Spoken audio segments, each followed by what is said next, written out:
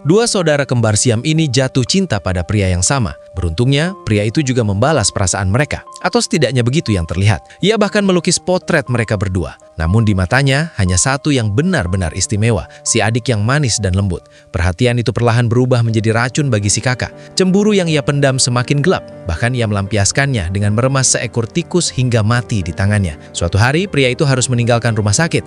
Ia menunggu untuk berpamitan dengan gadis yang dicintainya. Si adik memohon pada kakaknya agar sedikit beranjak dari tempat tidur, supaya ia bisa melihat pria itu untuk terakhir kali, karena tubuh mereka menyatu. Namun, si kakak hanya diam menolak bergerak. Akhirnya, pria itu pergi dengan hanya meninggalkan sebuah lukisan. Saat lukisan itu dibuka, ternyata hanya berisi wajah si adik. Melihatnya, si kakak langsung kehilangan kendali. Lukisan itu ia robek-robek dengan penuh amarah. Si adik menangis histeris dan bersumpah akan melakukan operasi pemisahan. Ucapan itu membuat si kakak semakin kalap. Ia bahkan mencoba bunuh diri dengan menelan segenggam obat, namun berhasil dihentikan oleh ibunya.